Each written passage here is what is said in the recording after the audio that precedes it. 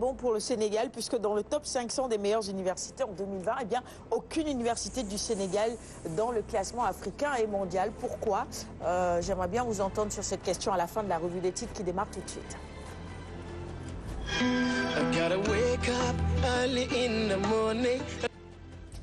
Allez, on y va avec la une du quotidien de service public Le Soleil ce lundi 7 octobre 2019.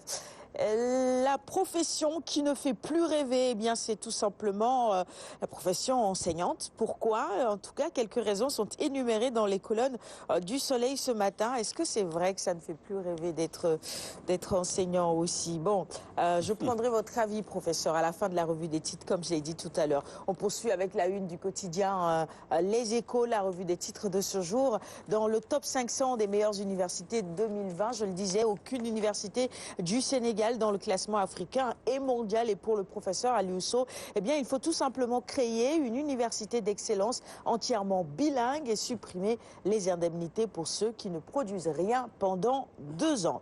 À la une du quotidien Les Échos, toujours, actualité politique, Macky Sall se défoule sur l'opposition, qu'ils critiquent, qu'ils inventent.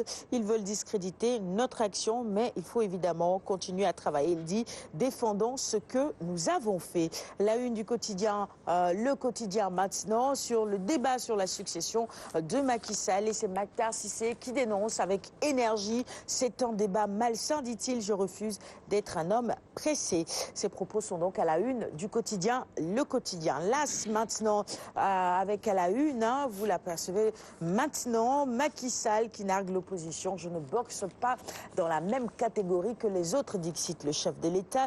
Et puis l'ex-maire de Dakar dans les foyers religieux, Tivaouane Adoub Khalifa Sall.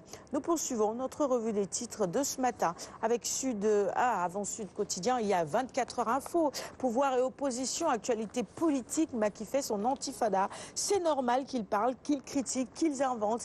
Ils veulent discréditer notre action pour que les populations se détournent de nous. Les propos du chef de l'État à retrouver à la une et dans les colonnes de 24 heures info également ce matin. Sud Quotidien s'intéresse à l'affaire des 94 milliards. Sonko annonce son inéligibilité. Il dit qu'il y a un complot pour l'empêcher d'aller aux prochaines élections. Ils vont bousiller mon casier judiciaire, précise-t-il. La une du quotidien La Tribune, c'est les crochets de Adama Gaye que l'on peut lire dans les colonnes de ce quotidien du groupe des médias. Retrouvailles Wad Maki, pétrole et gaz, séjour à Rebus. Il nous dit tout ce matin, Adama Gaye. Dakar Times sur une toute autre actualité, cela concerne la pêche. Repos biologique, interdiction de pêcher dans les eaux sénégalaises pour 30 jours. La courageuse décision d'Aminata. Le ministre, évidemment, le ministre de la Pêche, de l'économie maritime, Aminata Mbengue Ndiaye, qui vient de prendre donc cette décision courageuse et importante pour fermer l'espace maritime sénégalais durant tout le mois d'octobre 2019. Cette décision ne fera pas que des heureux, vous imaginez, mais doit être saluée et accompagnée.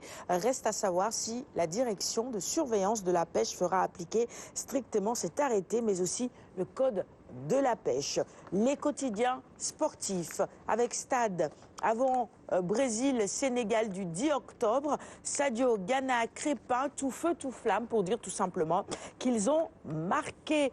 Et puis UFOA, demi-finale mercredi, un chaud derby entre le Sénégal et le Mali, c'est toujours comme ça. On espère évidemment que c'est le Sénégal qui va passer. On joue chez nous et donc force à nos Lions. On va à la une de Record. Le Record qui donc noircit sa première page ce matin avec la photo du capitaine de l'équipe nationale. Cheikhou Kouyaté donne le ton, il dit on peut titiller le Brésil au cours de ce match amical. 18 Lions à l'appel d'Aliou Cissé.